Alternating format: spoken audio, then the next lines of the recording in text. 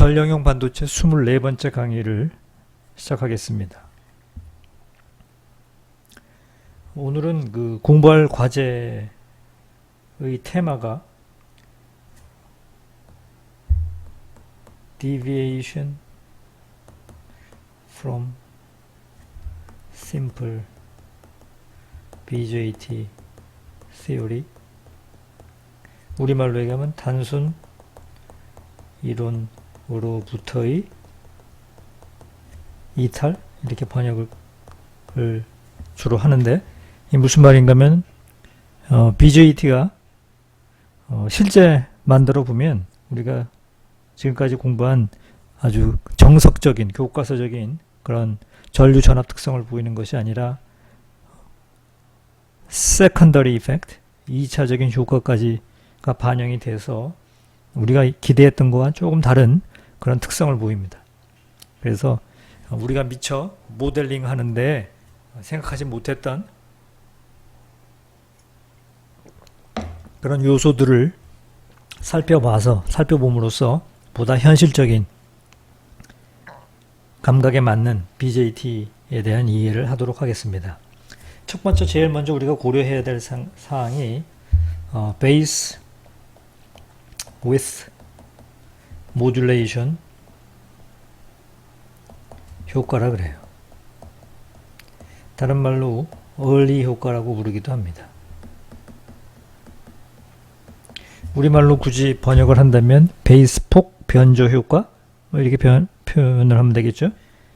그리고 이 베이스 with modulation 효과는 예전에 과학자 미스터 얼리 씨가 설명을 했기 때문에 이 효과를 미스터 얼리의 효과라고 부릅니다.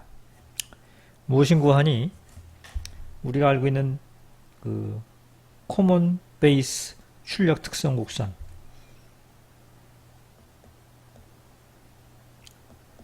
출력 전류를 출력 전압에 대해서 도시를 한, 플러스를 한 이 커먼 베이스 출력 특성 곡선을 살펴볼 것 같으면은, 원래 우리가 공부할 적에는 어떻게 공부를 했는가 하면, 인풋 전압, 이미터 커런트를 오픈시키게 되면은 컬렉터와 베이스 사이에는, 양단에는 작은 크기의 리키지 커런트가 흐른다고 배웠어요. 그래서 그 크기를 ICO라고 배웠었죠. ICO라고. 그리고 이미터 전류를 점차 증가함에 따라서 이미터 전류를 증가시킴에 따라서 컬렉터 전류가 흐르기 시작한다고 배웠어요. 이렇게. 그죠?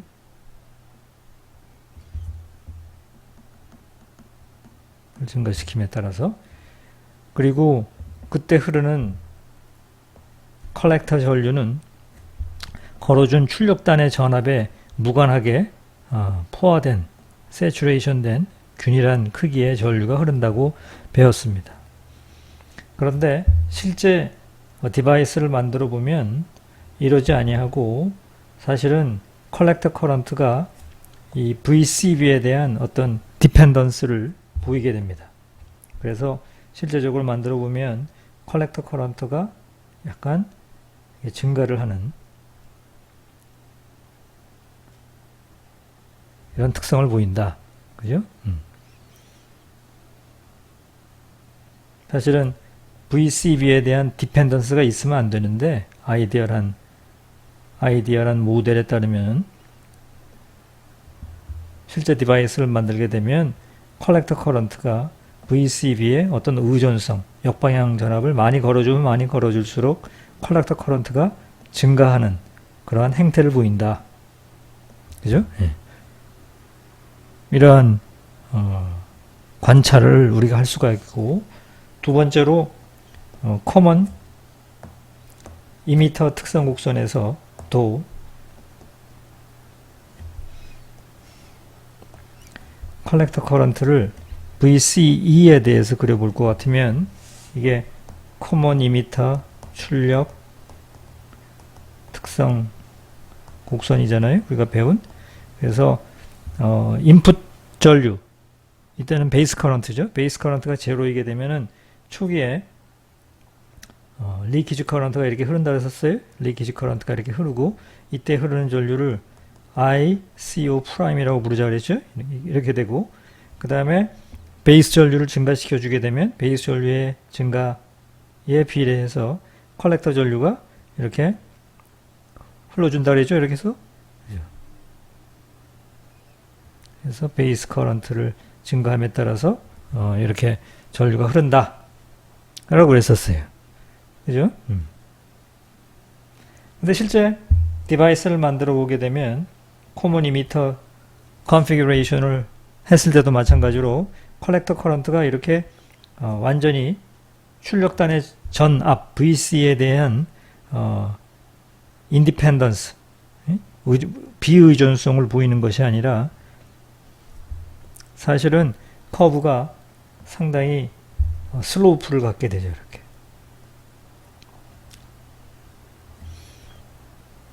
이렇게 된다.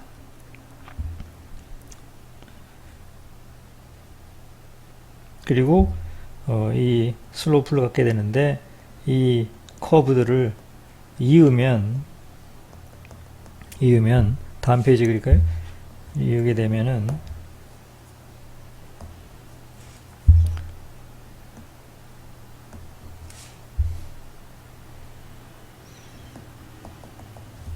VC에 대해서 그리면 커브가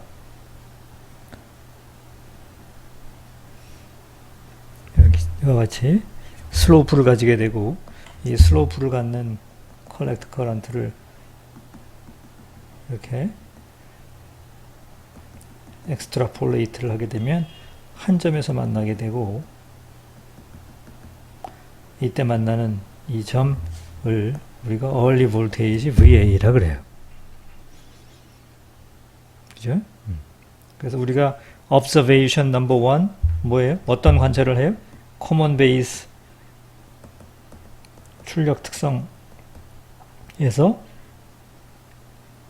컬렉터 커런트가 증가를 하죠. 뭐에 따라서 VCB를 증가시키면 IS가 증가를 하게 되고 또 common emitter 출력 특성에서 컬렉터 커런트가 뭐에 따라 증가해요? as VCE를 증가시킴에 따라서 증가하는 걸 보게 되고 그 다음에 세 번째 observation이 뭔가면 이걸 extrapolate를 하면 하면은 한 점에서 만나게 되고 이 점을 early voltage라고 불러요. 그죠?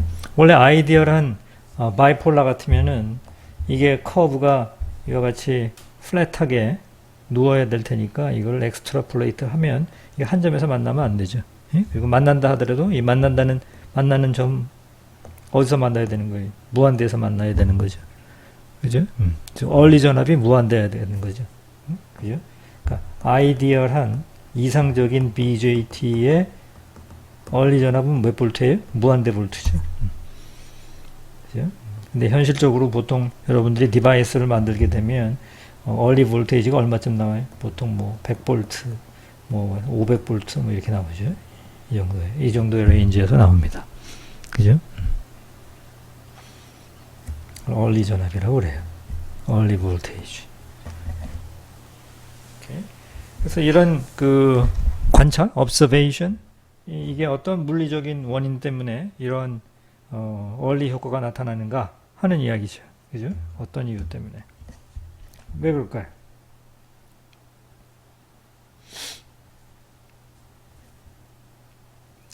현상을 다시 한번 얘기하고 있어요. 지금 우리 교과서에서는 이게 지금 커먼 이미터 출력 특성 곡선을 그려놓은 건데 VC에 대해서 IC를 그려놨죠. 이게 세츄레이션이 되지 않고 여러 가지 슬로프를 갖는다. 슬로프를 갖게 되는 이것들을 엑스트라폴레이트 하게 되면 한 점에서 만나게 되고 이 전압이 바로 얼리 전압이 된다. 뭐 이런 개념이죠. 그럼 왜 그런가 하면 물리적인 이유는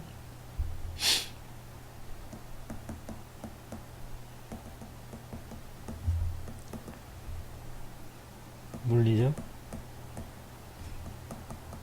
이유.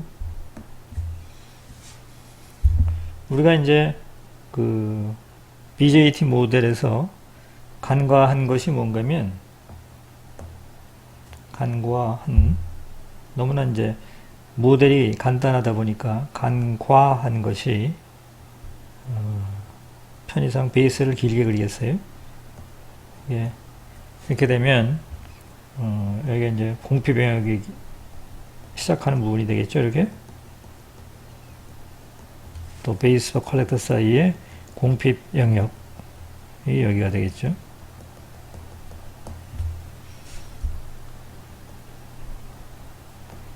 그죠?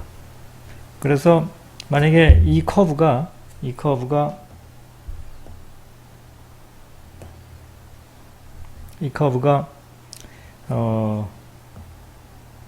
VCB가 컬렉터하고 베이스 사이에 0V 혹은 뭐 VCB에 네거티브 1V를 걸었을 적에 공피 병역의 위치를 나타내는 거라면, 이때 마이너리티 캐리어 2m에서 베이스로 넘어온 소수 캐리어의 분포를 그리라 그런다면 아마도 이렇게 그리는 게 맞죠? 그죠? 정션의 법칙에 의해서 이쪽 2m 정션에서는 인젝션이 일어날 테니까 마이너리티 캐리어의 분포를 여기다 그려야 될 것이고, 베이스와 콜렉터는 리버스 바이어스를 걸었으니까 이게 익세스 캐리어가 0이 되겠죠. 그죠? 그래서 우리가 이미 배운 대로 여기서 슬로프를 계산을 해가지고 뭐 컬렉터 커런트를 계산을 했었던 거죠. 그죠? 그리고 실제적으로 이게 스트레이트 라인이 아니고 뭐 보잉 효과에 의해서 약간 좀 굽어진다, 뭐 이런 얘기 다 끝난 얘기입니다. 근데 이 우리 모델에서 간과했던 것은 뭔가면, 만약에 컬렉터와 베이스 사이에 리버스 바이어스를 마이너스 1V에서 만약에 VCB에다가 마이너스 2V로 증가를 시켜줬다, 역방향 전압을 1V만큼 증가시켜줬다, 그러면 여전히 2m에서 베이스로 넘어오는 인젝션 된 양은 변화가 없을 것이고, 그죠? 예. 그 다음에 베이스와 컬렉터 사이엔 리버스 바이어스가 걸렸으니까 여전히 익세스 캐리어가 0이다 라는 가정하에 리버스 바이어스를 마이너스 1V를 걸던 2V를 걸던 프로파일이 똑같다. 그죠? 똑같다. 그래서 여기에 슬로프는 그대로다. 그래서 컬렉터 전압을 몇 볼트를 걸든 간에 1V를 걸든 2V를 걸든 3V를 걸든 아니면 4V를 걸든 균일한 전류가 흐르게 된다. 포화 전류가 흐르게 된다. 이와 같이 심플한 모델을 적용을 했는데, 사실은 여기서 우리가 간과한 것이 컬렉터하고 베이스 사이에 마이너스 1V를 걸 때에 비해서 마이너스 2V를 걸면은 사실상은 디플리션 폭이 이렇게 늘어났겠죠. 이렇게 폭이. 원래 디플리션 폭이 요만하던 것이 이제는 폭이 이렇게 커져야 되겠죠. 왜? 역방향 전압을 걸었으니까. 그죠? 예. 역방향 전압을 걸게 되면은 베이스와 PN 접합 다이오드의 공피 병역의 길이가 늘어나지 않습니까? 그죠? 예. 그래서 이거를 고려해서 그림을 그린다면 커브를 2m하고 베이스는 뭐 이게 변함이 없으니까 그대로 내버려 두고, 그래서 그린다면 2m 정션에서의 익세스 캐리어의 농도는 그대로예요. 이건 달라질 게 없어요. 그런데 여기에 공피 병역의 길이가 길어졌으니까 컬렉터 정션에서의 익세스 캐리어의 위치가 여기가 아니고 사실은 여기가 되는 거죠. 예? 요 위치가 아니고 여기로 바깥으로 더 나가게 되는 거죠. 그래서 캐리어 컨센트레이션을 여기다 그려야 되죠. 여기다. 그죠? 예. 그러면 마이너리티 캐리어의 농도 프로파일은 이런 모습이 되는 거죠. 이런 모습이. 되겠어요? 그리고 만약에 전압을 더 인가했다. 만약에 VCB에다가 가령 VCB에다가 마이너스 3V를 인가했다. 그러면 얘가 더 내려와 가지고 커브가 어떻게 돼야 되겠어요? 이렇게 내려와 가지고 이게 여기 떨어져야 되겠죠. 그래서 커브가 이렇게 돼야 되겠죠. 이게 VCB가 3V일 때 모습이고, 이거는 2V일 때 모습이고, 이건 3V일 때 모습이고, 얘는 마이너스 1V일 때 모습이죠. 그러니까 다시 얘기해서 선생님이 하고 싶은 얘기가 공핍 영역이 시작되는 부분이 점차 여기서 이쪽으로 자꾸 안으로 들어가게 되겠죠. 토탈 디플리션 폭의 길이가 길어지니까. 그죠? 그러면 그 결과 컬렉터 커런트라는 건 뭐예요? 여기서의 기울기죠. 여기서 기울기.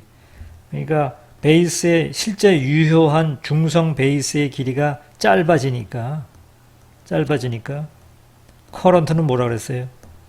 베이스 폭분의 익세스 캐리어 이거잖아요. 이게 커런트인데 베이스 폭이 자꾸 좁아지니까 분모가 작아지니까 이거의 기울기 값은 기울기는 자꾸 가파라지잖아요. 그죠? 점점. 맞아요? 예. 그러니까 우리가 지금까지 어리석게 생각했던 거와는 달리 컬렉터 베이스의 역방향 전압을 증가시켜주면은 디플리션 폭이 늘어나니까 중성 베이스 영역의 길이가 점차 짧아지는구나. 짧아지니까 컬렉터 정션에서의 슬로프, 컬렉터 커런트의 크기가 점점 가파라지는구나. 여기서 여기로 올 적마다 슬로프가 가파라지는구나. 그죠? 그럼 컬렉터 커런트가 증가한다는 얘기죠. 그래서 이와 같은 이유에서 뭐예요? 뭘 할 수가 있어요? as VCB를 증가시키면 WB가 어떻게 돼요? 감소를 하죠? 그죠? WB가 감소하면은 컬렉터 커런트라는 건 뭐에 비례하는 거였었어요? WB분의 델타 P2였는데 이 WB가 감소하니까 IC는 어떻게 되는 거예요? 다시 증가하는 거죠. 따라서 VCB를 증가하면 어떻게 돼요? IC도 증가한다. 이게 나오는 거죠. 그래서 우리의 observation처럼 컬렉터 커런트를 컬렉터 쪽의 전압을 증가시키면 이거에 따라서 컬렉터 커런트가 쭉쭉쭉쭉쭉 증가를 하는 거예요. 그죠? 이러한 효과를 early 효과라고 합니다. early 효과라고 해요. 혹은 base width modulation 효과라고 그래요. 왜 base width modulation 효과라고 그럴까요? 컬렉터 베이스에 걸어준 전압의 크기에 따라서 베이스의 이펙티브한 베이스의 두께가 자꾸 줄어드니까 베이스 위드가 모듈레이션 된다. 모듈레이션 된다. 라는 의미에서 베이스 위드 모듈레이션 효과라고 부릅니다. 되겠어요?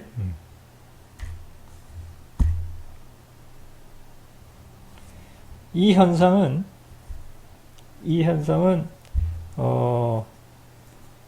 여러분들이 주의 깊게 봤는지 모르겠는데 이거는 코먼 베이스 출력 특성 곡선이고 이거는 코먼 이미터 출력 특성 곡선인데 이러한 컬렉터 커런트가 출력단의 역방향 전압의 의존성을 보이는 이 현상, 출력 전류가 출력단의 전압이라 하면 코먼 베이스 같으면 VCB, 코먼 이미터라 그러면 VCE를 의미하는 거겠죠? 그죠? 출력단의 전류가 출력단의 전압의 의존성을 보이는 그 현상을 베이스 위드 모듈레이션 효과라고 그러고 그 의존성의 세기는 트랜지스터를 코먼 베이스로 동작할 때보다 코먼 이미터로 동작할 적에 더 두드러지게, 더 현저하게 나타납니다. 더 현저하게. 알겠어요? 그래서 우리 교과서에 그림을 그려놨는데 그 그림을 좀 살펴볼 것 같으면은 이 저자가 벤자민 스트리트만이 그림을 그릴 적에 코먼 베이스 출력 특성 곡선에서는 얼리 효과를 그다지 크게 그리지 않았어요. 자, 이 저자의 의도가 뭔가면 코먼 베이스에서는 그게 크게 얼리 효과가 나타나지가 않는다. 반면에 코먼 이미터 공통 접지 회로로 BJT를 동작시킬 적에는 얼리 효과가 심하게 나타나요. 이렇게 좀 현저하게 나타나요. 알겠죠? 현저하게 나타납니다. 그게 왜 그런가 하면 보세요. 이 그림에서 볼 것 같으면 컬렉터와 베이스 사이에 걸어준 역방향 전압, 이거를 코먼 이미터 같으면 C2 사이에 걸어준 역방향 전압이죠. 컬렉터와 이미터 사이에 걸어준 전압을 키워주면 키워줄수록 이펙티브한 베이스 폭이 적어져요. 이펙티브한 베이스 폭이 적어지면 지금 얘기한 것처럼 컬렉터 접합에서의 슬로프가 커지니까 컬렉터 커런트가 증가해요. 반면에 한편 선생님이 이게 뭐죠? 빗금친 부분의 면적이 이미터에서 베이스로 주입된 마이너리티 캐리어의 총량이지 않습니까? 그죠? 이 총량을 계산을 해가지고 이 총량을 마이너리티 캐리어 라이프타임 타우 P로 나누게 되면 뭐가 나오죠? 베이스 쪽에서 빠지는 베이스 커런트가 나와요. 맞죠? 그죠? 그런데 컬렉터 베이스 사이의 역방향의 전압 혹은 컬렉터와 이미터 사이의 역방향의 전압을 증가시키게 되면 커브가 여기서 여기로 이렇게 자꾸 이펙티브한 베이스 폭이 작아지기 때문에 따라서 이펙티브한 이 빗금친 부분의 면적이 사실은 줄어들어요. 이 빗금친 부분의 면적이 줄어든다는 얘기는 베이스 커런트가 감소한다는 얘기예요. 그래서 우리는 뭘 할 수 있냐면 VCB를 증가시키게 되면 WB가 작아지기 때문에 컬렉터 커런트는 증가한다. 그러나 빗금친 부분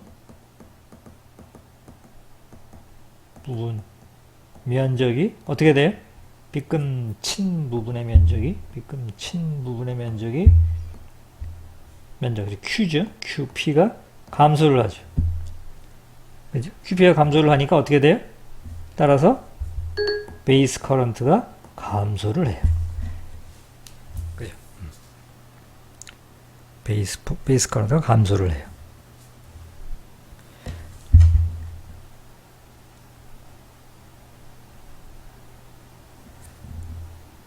코먼 베이스 출력 특성 곡선은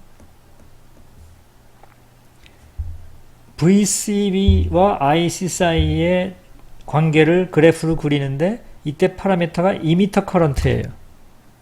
컬렉터 커런트가 얼리 효과에 의해서 증가를 하게 되는데 그때 사용되는 파라미터 IB가 줄어드니까 겉보기에 그 효과가 피상적으로 볼 적에 덜 나타나게 됩니다.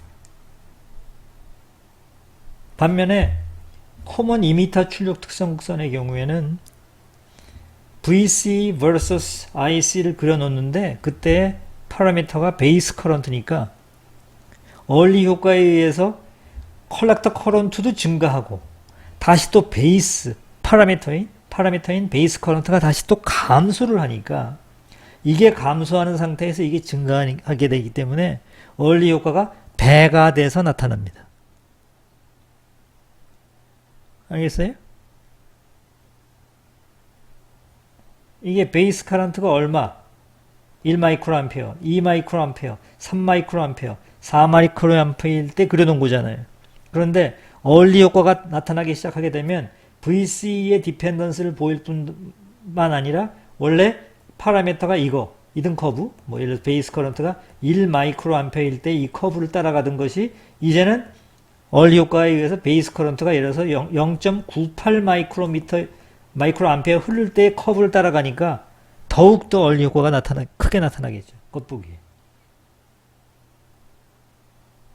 알겠어요? 그래서 피상적으로 apparently 겉으로 보기에 common emitter configuration을 하게 되면 얼리 효과가 더 크게 현저하게 두드러지게 나타나 보입니다.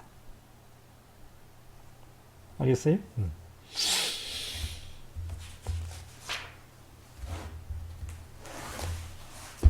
수학적인 모델링을, 회로적인 모델링을 조금 좀 언급을 해보겠습니다. 컬렉터 커런트는 일반적으로 우리가 알파 F의 IE, ICO 뭐 이랬었나요? 이렇게 썼었죠. 그러면 뭐 ICO는 뭐 거의 무시하고 리키지 커런트는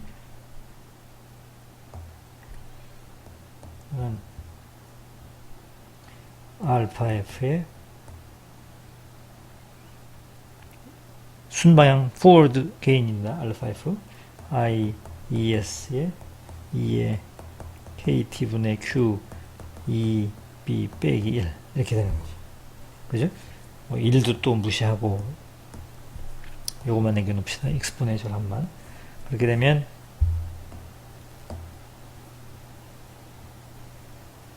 컬렉터 커런트는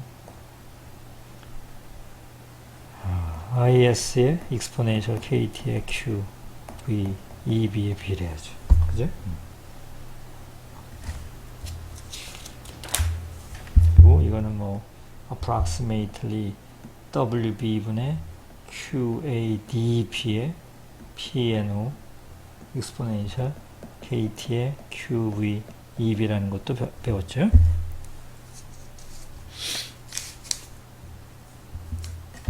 그리고 얘는 WB분의 QADP의 NI제곱을 NB로 나누는 거니까 이렇게 될 것이고 얘를 군멜남바 QB라 그러죠.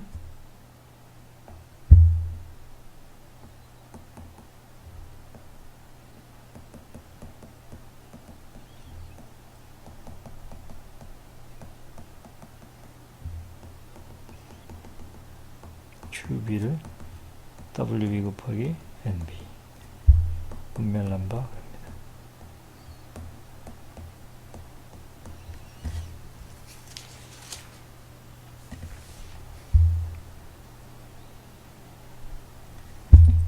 그러면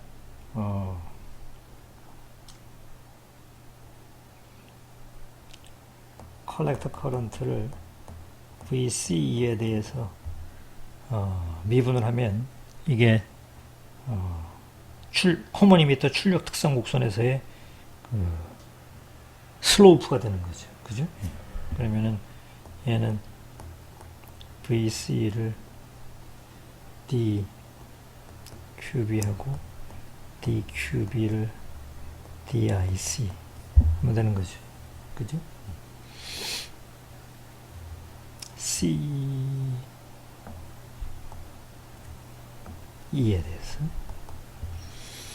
그죠? 이렇게 되면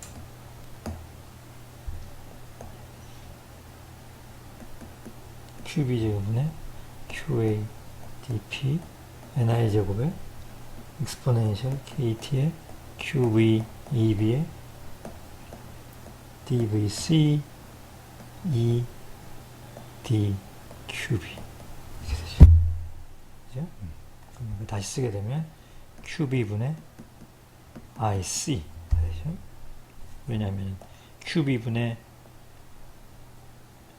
요구가 여기 IC니까 그죠? 이렇게 되고 다시 곱하기 DVC의 DQB 이렇게 돼요. 오케이? 그런데 QB는 아까 NB에다가 WB라고 했으니까 결국은 DVC의 DIC는 WB의 IC의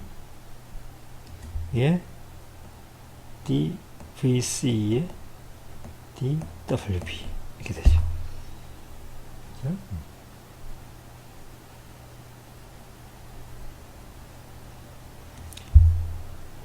한편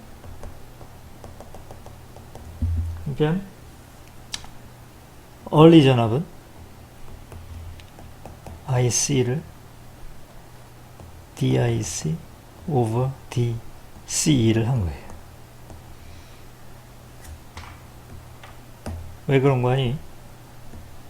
아까도 본 것처럼 VC를 IC 하게 되면 이런 커버가 된다 그랬잖아요. 그래서 얘를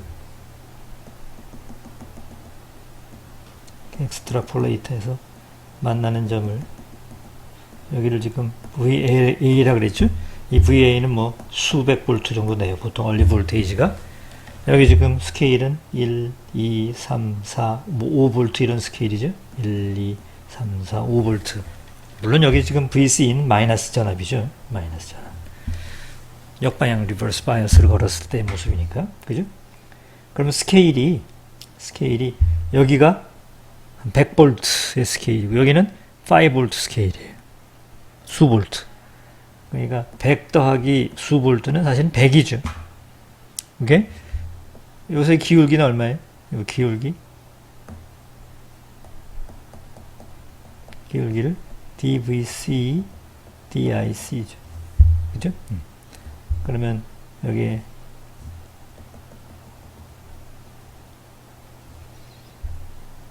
밑변의 길이 이 길이분의 이 길이는 다시 되면 밑변분의 높이는 VA 더하기 VC분의 이때 흐르는 전류 이게 IC잖아요. IC 이렇게 되는 거죠. 이게 DVC의 DIC잖아요. 그런데 얘는 무시해도 되는 거죠. 이게 뭐 수볼트 정도니까 이렇게 되는 거죠. 그래서 이렇게 되는 거죠. 알겠어요?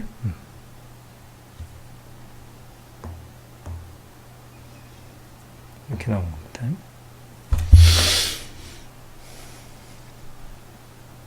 따라서 우리가 모델링을 어떻게 하는가 하면 컬렉터 커런트는 IS의 1 더하기 VC의 VA T분의 Q V EB. 그렇죠? 원리 효과를 고려하지 않으면 이 부분을 지우면 되는 거죠. 원래대로 이거 곱하기 이거. 이해하겠어요? 네.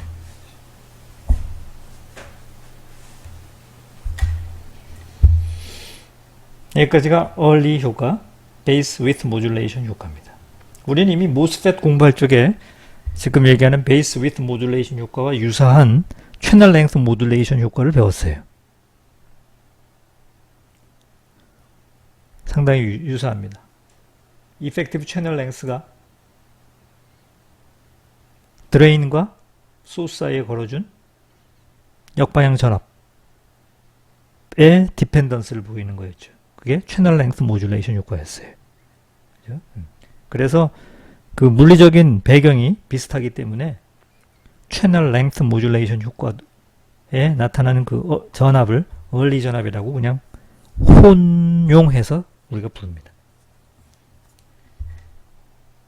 됐죠? 두 번째 단순 이론으로부터의 이탈은 브레이크다운입니다. 물론 이때 브레이크다운은 임팩트, 아이오니제이션, near collector junction입니다. 컬렉터 정션 부근에서의 임팩트 아이오니제이션 입니다. due to impact ionization near collector junction. 자, 무슨 얘기인가 하면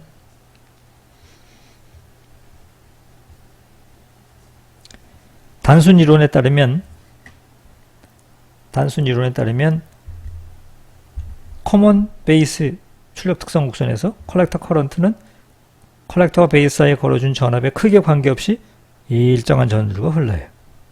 그죠? 끝없이 몇 볼트를 가하든 간에.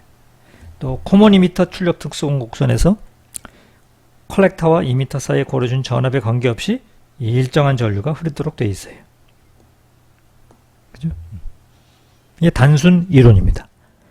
그런데 세컨더리 효과보다 현실적인 효과까지 고려를 하게 되면 여기 그림에서 보는 것처럼 코먼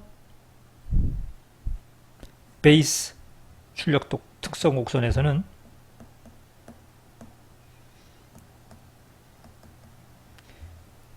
그림에서 보는 것처럼 컬렉터 커런트가 일정하게 흐르다가 증가하기 시작을 하고 이미터 전류가 이만큼 흐를 지역에 무한정 세츄레이션 되는 것이 아니라 어떤 전압을 이상을 걸어주게 되면 컬렉터 커런트가 이렇게 증가를 하기 시작해요. 이게 증가하기 시작하는 이 전압, 특히 이미터를 오픈시켰을 적에 리키지 커런트 ICO가 흐르다가 ICO가 갑자기 돌발적으로 증가하기 시작해요. 돌발적으로 증가하기 시작하는 이 전압을 BVCBO라고 부릅니다. 코먼 이미터 컨피규레이션을 해놓고 베이스를 오픈시키게 되면 여기에 뭐가 흘렀었죠? ICO 프라임이 흘렀어요. 여기서는 ICO가 흘렀었고 ICO 프라임이 흐르다가 어떤 지경에 이르게 되면 얘가 갑자기 확 하고 증가를 합니다. 그리고 베이스 전류를 키워주면 컬렉터 커런트가 급속스럽게 증가하는 시점이 당겨집니다.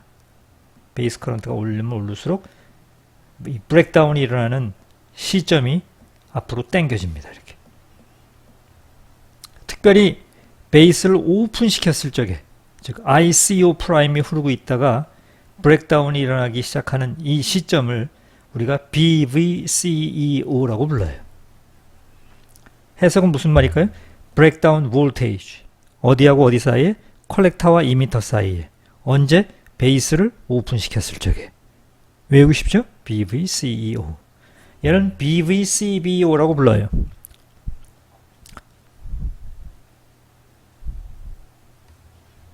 왜 BVCBO예요? 컬렉터와 베이스 사이에 누구를? 이미터를 오픈시켰을 적에 브레이크다운이 일어나는 지점. 그래서 얘를 BVCBO 이렇게 부릅니다. 얘는 BVCEO 이렇게 불러요. 선생님 하나 물어보겠어요? 얼마나 학습이 잘 되어 있는지? 지금까지 공부한 바에 의하면 첫 번째 observation, early 효과는 코먼 베이스와 코먼 이미터에 다 나타나는 거예요. 단지 겉보기에 코먼 이미터일 적에 더 현저하게 두드러지게 apparently 겉보기에 나타나집니다. ICO와 ICO'의 크기가 뭐가 더 큰지를 비교해 본 적이 있어요? 아마 한 2시간, 3시간 전에 20강, 19강 뭐 그 정도에서 아마 강의를 했을 거라고 생각이 되는데 코먼 이미터일 때 리키지 커런트 ICO 프라임, 코먼 베이스에서의 리키지 커런트 ICO 프라임을 비교해 보면 누가 더 크다 그랬어요? 그래서 이 저자가 그림을 그려놓은 것처럼 이 두께를 좀 더 두껍게 그려놨어요. 즉 리키지가 더 많이 흐릅니다. 언제? 커먼 이미터 컨피규레이션을 했을 적에. 이 그래프를 또 눈여겨 살펴볼 것 같으면 이 저자는 사려 깊게 BVCBO가 BVCEO보다 크게 그렸죠. 일반적으로 커먼 베이스 컨피규레이션을 했을 적에 브레이크다운이 일어난 지점의 볼테이지랑 커먼 이미터로 컨피규레이션을 했을 때 브레이크다운이 일어나는 전압 BVCEO를 비교해 보면 BVCBO가 BVCEO보다 훨씬 높습니다. 알겠어요?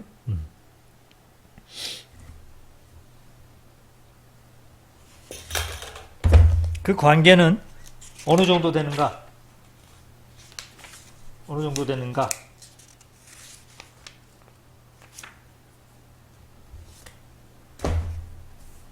베타 값에 의해서 결정이 됩니다. 베타 값에 의해서.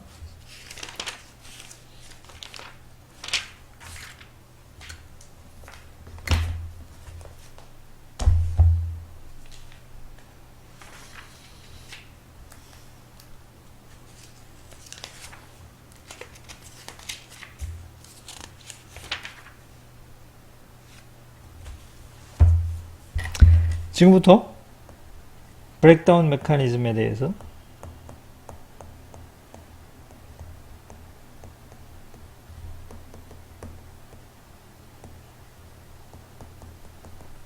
를 공부해 보도록 하겠습니다.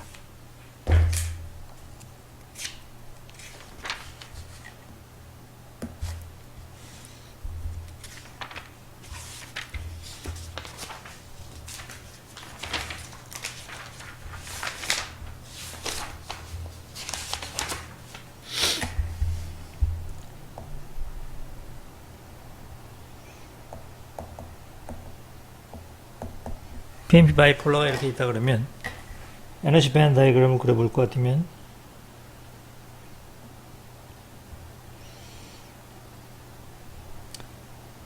이미터하고 베이스 사이에 순방향 전압을 인가했기 때문에 밴드의 모양이 이렇게 되겠죠. 그래서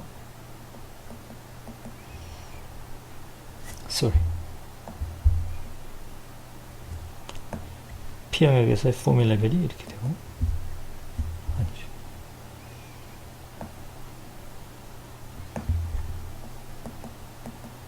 그 다음에 N영역에서의 포뮬 레벨이 그래서 걸어준 전압만큼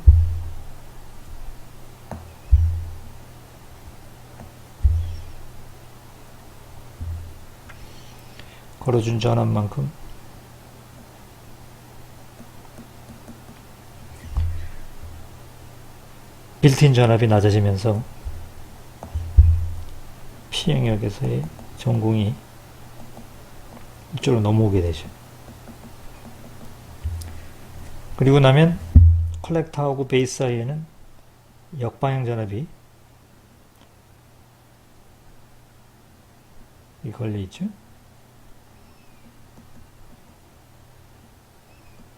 그죠? 그래서 넘어온 전공이 successfully 이리로 굴러 떨어지죠. 그죠?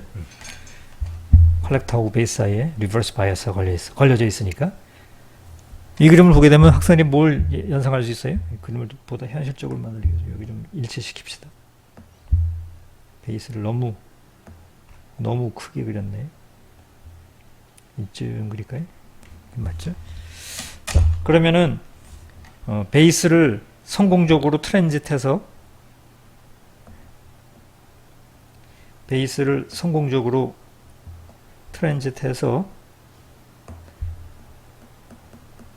컬렉터 정션에 다다른 이 전공들, 이 언덕을 굴러 떨어지면서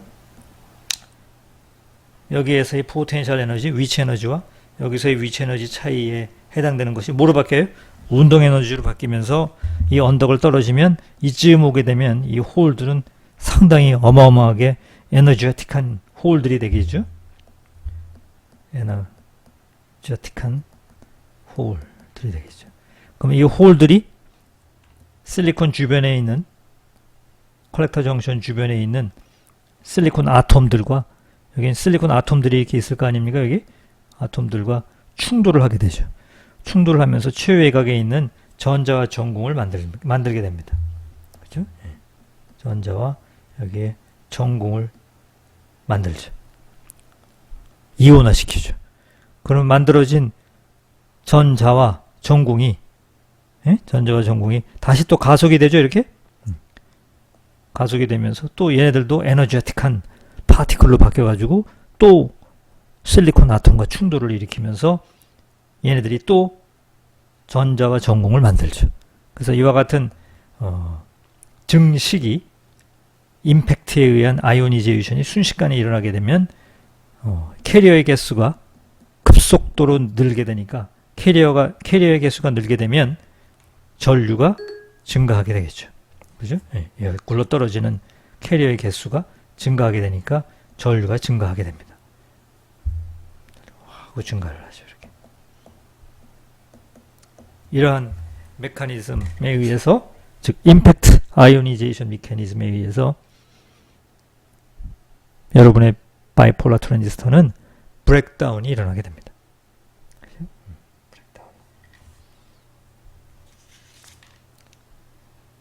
메커니즘이 무슨 메커니즘이에요? 임팩트 아이오니제이션 메커니즘에 의해서 브레이크다운이 일어나게 됩니다.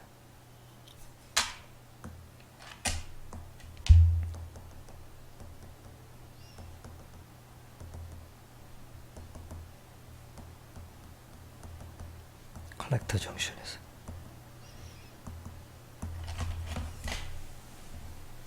됐습니까?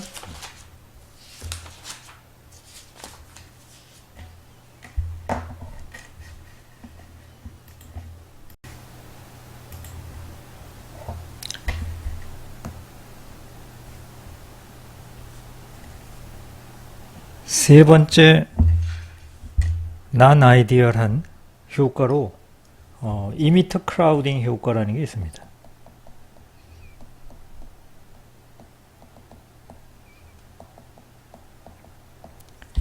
이미터 크라우딩 효과, 여러분 책으로 보면은 여러분 교과서의 406페이지를 참조를 하면 되겠어요.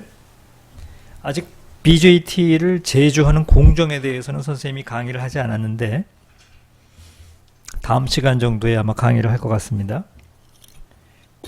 그 BJT를 어떻게 만드는가 하면 기판에 뭐 간단하게 얘기하면 기판에다가 예를 들어 P타입 기판을 가지고 있다고 치면 P타입 기판에 여기 N 불순물을 임플란트해서 디퓨전 시켜서 N 영역을 이렇게 만들고 그 다음에 다시 여러분이 배운 그 컴펜세이션의 개념으로 이 부분만 P형 불순물을 집어넣게 되면 여기는 P형, 여기는 N형, 여기는 P형.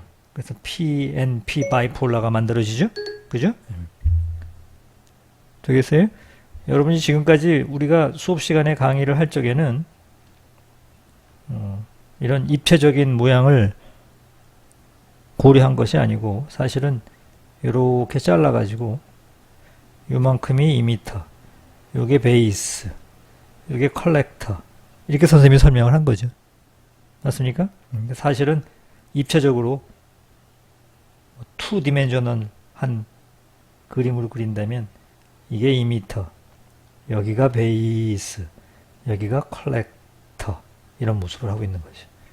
그죠? 이거를 이렇게 잘라서 두부 자르듯이 잘라가지고 요만큼은 이미터, 요만큼은 베이스, 요거는 컬렉터 그래가지고 이렇게 해놓고 나서 여기는 이미터, 여기는 베이스, 여기는 컬렉터 선생님이 이렇게 그림을 그렸던 거죠.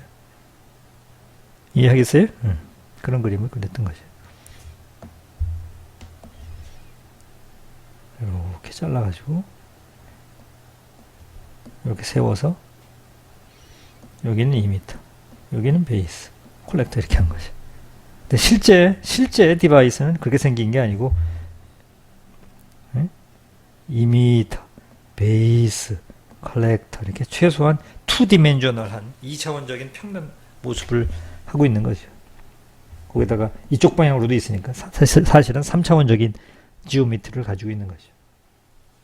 이해하겠어요? 너무나 심플한 모델이죠.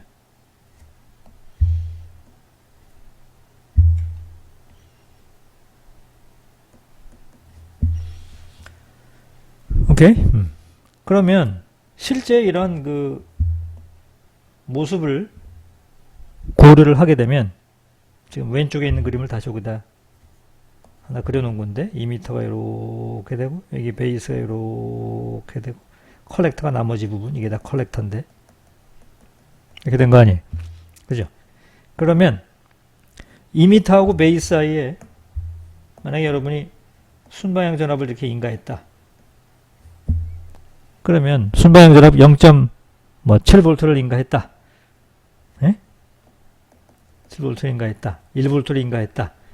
전압을 인가하게 되면 현실적으로 여러분이 인가한 이 0.7V라는 전압이 여기하고 여기도 2m고 여기 베이스 2m하고 베이스 사이에 걸리는 전압 또 2m하고 여기 베이스 여기 다 베이스잖아요. 여기가 다 베이스니까 여기는 2m고 그러니까 2m와 베이스에 걸어준 여러분의 0.7V라는 전압이 여기에 0.7V가 걸린다면 여기에는 얼마가 걸릴 거예요? 그러니까 선생님이 질문하고 싶은 것이 요 점하고 요 점 사이에 걸리는 전압과 정중앙, 요 점하고 요 점 사이에 걸리는 여기도 2m, 여기도 2m, 여기는 베이스, 여기는 베이스예요. 요 양단에 걸리는 전압 쓸까요? 여기하고 여기 사이에 걸리는 전압, 여기하고 여기 사이에 걸리는 전압을 비교할 적에 여기를 A, A 다시, B, B 다시 그럴까요? A하고 A 다시 사이에 걸리는 전압과 B하고 B 다시 사이에 걸리는 전압을 비교해 보면 어느 쪽이 더 크겠어요? 그리고 여기다가 지금 예를 들어서 2V 이렇게 걸어놓은 거예요. 2m하고 베이스 사이에. 그러면 여러분 여기하고 여기 사이에 걸리는 전압이 클까요? 여기서 여기 전압이 클까요? B하고 B 프라임 사이에 걸리는 전압이 더 크죠? 왜 그래요? 여기에 유한한 길이가 있으니까 여기에 전압 강화가 있을 거 아닙니까? 그래서 여기에 2V가 걸린다면 여기에 한 0.3V의 전압 강화가 있은 후에 여기 한 1.7V밖에 안 걸리는 거죠. 동의해요? 깨우쳐야 됩니다. 여러분 스스로.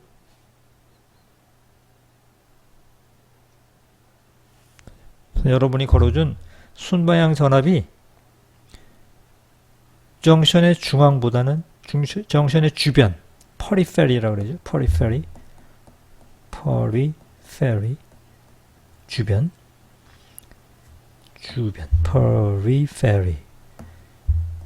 퍼리페리, 주변에 걸리는 전압이 더 커요. 왜? 여기에 이 전압 강화 때문에.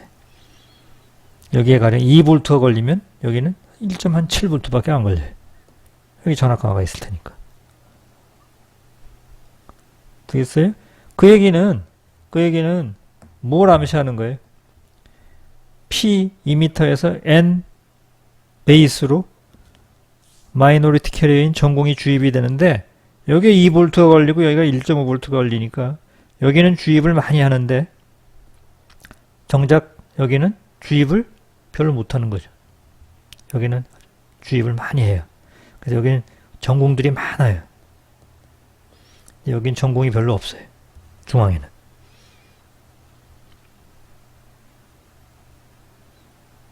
오케이? 바이폴라 트랜지스터의 액션이란 뭐예요? 2m에서 베이스로 전공이 넘어와서 이 전공이 베이스를 트랜지트 해가지고 컬렉터에 와서 컬렉터에서 이렇게 빠져나가는 메커니즘이 BJT의 정상적인 오퍼레이션인데 선생님이 지금 그린 이 파란 색깔의 루트로 주입이 돼가지고 베이스를 트랜지트 해가지고 이렇게 빠지는 양은 적고 오히려 주변 퍼리페리로 주입되는 이 옆으로 주입되는 양이 많다면 옆으로 주입된 전공들이 무슨 일을 벌이겠어요? 베이스에서 공급되는 전자들과 리컨비네이션 돼가지고 그냥 소멸하는데 다 쓰이고 말 거라고요. 바이폴라 액션은 뭐예요? 2m에서 베이스로 마이너리티 캐리어를 던져준 다음에 그놈이 successfully 컬렉터까지 다 와야 되는데 이 컬렉터에 오질 못하고 여기서 전부 리컨비네이션 되고 말아요. 그죠? 그래서 정작 인젝션 돼야 할 곳에서는 인젝션이 덜 되고 2m의 주변 퍼리페리에서만 혼잡도를 높인다. 그래서 2m 크라우딩 효과라고 합니다. 어디에서 크라우딩 해요? 크라우디드 돼요? 퍼리페리에서, 주변에서만. 그렇죠? 그래서 투디멘셔널한 지오메트릭 효과를 고려한다면 바이폴라의 액션이 우리가 원하는 액션과는 반대되는 방향으로, 원하지 않는 방향으로 행동을 하고 있는 상황이죠. 이런 효과를 2m 크라우딩 효과라고 그러고, 그렇다면 당연히 디바이스 엔지니어들은 회사에서 무슨 일을 해야 될까요? 2m 크라우딩 효과를 내리누르는, 이걸 억제해서 이런 현상이 나타나지 않도록, 즉 periphery로 주입하는 것 대신에 effectively 중앙에서 주입을 하도록 하는 그런 메커니즘을 encourage하는, 북돋아주는 그런 디바이스를 설계를 해야 되겠죠. 그죠? 이해하겠어요? 무슨 말인지 선생님이? 그래서 그런 현상을, 그런 그 메커니즘을 인커리지 해주는 새로운 디바이스를 디자인을 해야 됩니다.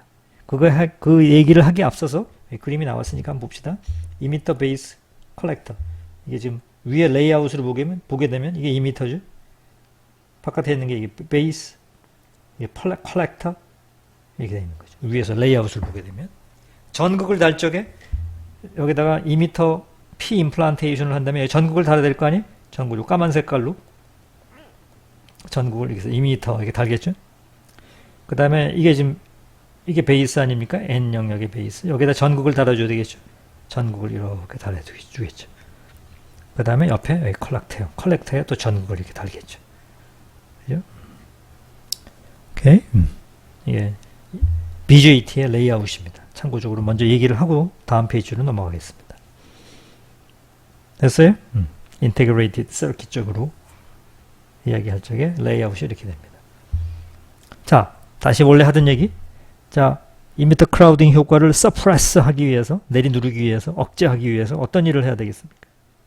옆으로 지금 새는 놈을 막아줘야 될 거 아니에요. 옆으로 새는 놈을 막기 위해서 사람들이 생각한 것이 대책이 multi-fingered emitter 혹은 뭐 다른 말로 interdigitated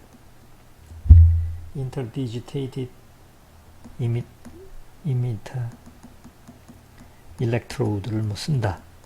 뭐 이런 말을 쓰기도 하고, 뭐 용어는 여러 개가 있어요.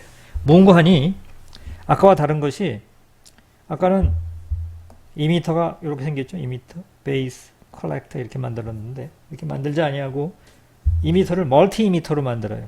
이미터를 여기 베이스 속에 이미터를 이렇게 만들어 가지고 이 기생 저항 성분이 생길 틈 여지를 만들어 주질 않는 거죠. 촘촘하게 만들어서 이미터, 이게 다 이미터예요. 멀티 이미터죠. 멀티 핑거드, 손가락처럼 이미터가 손가락 낀 것처럼 멀티 핑거드 이미터, 그다음 그 사이사이에 멀티 핑거드 베이스 이렇게 만드는 거죠. 사이사이에 기생 저항 성분을 줄여서 퍼리페리로 인젝션 되는 그런 문제점을 해결하게 되는 거죠. 이러한 기술을 멀티 핑거드 이미터 혹은 인터디지테이티드 이미터 일렉트로드라고 얘기를 합니다. 되겠어요? 오케이. 이미터 크라우딩 효과를 얘기했습니다. 네 번째 효과를 또 한번 볼까요? 우리 책에서 커크 효과라고 얘기를 했는데, 커크 효과.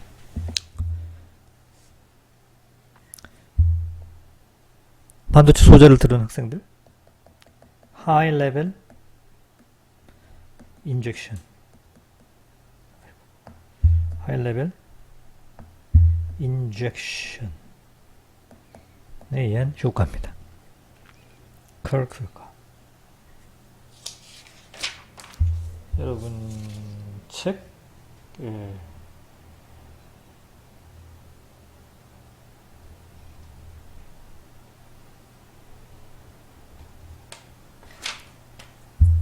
441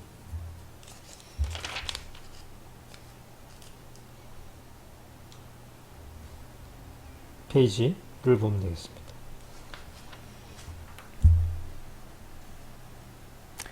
우리가 다이오드를 공부할 적에 선생님이 언급을 했는데, 자, 다이오드, 선생님이 이런 얘기를 한 적이 있어요. 다이오드의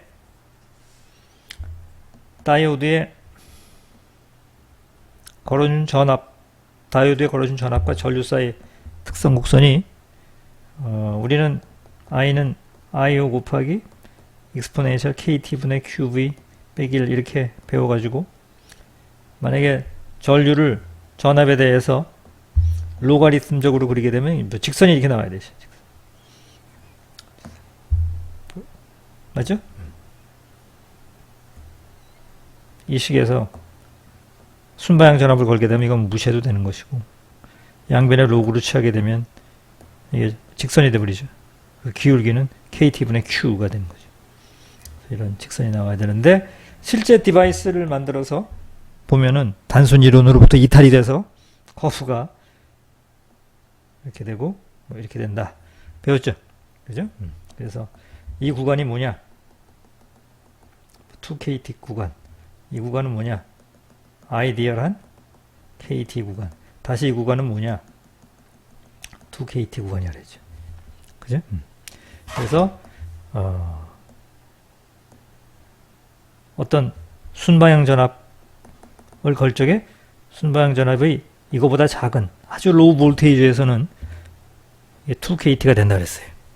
그죠? 그래서 2KT가 될 수도 있고 KT가 될 수도 있으니까 우리 이러지 말고 여기다가 N 해서 가지고 얘를 아이디얼리티 팩터라 그랬어요.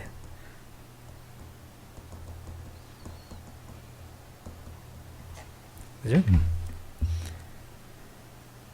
다이오드의 순방향 전압을 상당히 적게 걸어주면 로우 볼테이지에서 아이디얼리티 팩터가 2가 된다 그랬어요. 2가. 왜 그런다 그랬어요? 우리가 가정하기를 P에서 N으로 넘어오는 전공, N에서 P로 넘어가는 전자가 공핍 영역에서 리컨비네이션 되는 것을 가정하지 않았는데 사실은 리컨비네이션이 일어난다 그랬죠? 그것 때문에 여기 2KT가 생긴다 그랬었고 여기는 왜 그랬어요? 이거 이상 전압을 인가하게 되면 무슨 일이 벌어진다 그랬어요? 하이 레벨 인젝션이 일어난다 그랬죠? 하이 레벨 인젝션.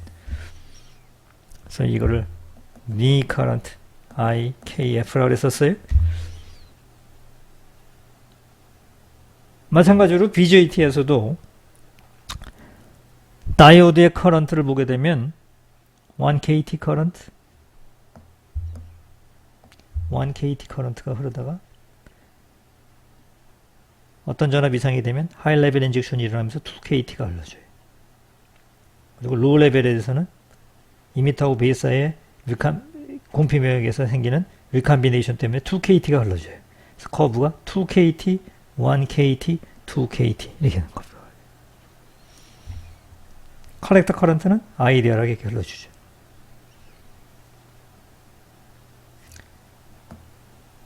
그림을 우리가 VEB에 대해서 컬렉터 커런트를 여기 있는 것처럼 로그 스케일로 그려주는 이런 플롯을 갖다가 우리가 굿멜 플롯이라고 합니다.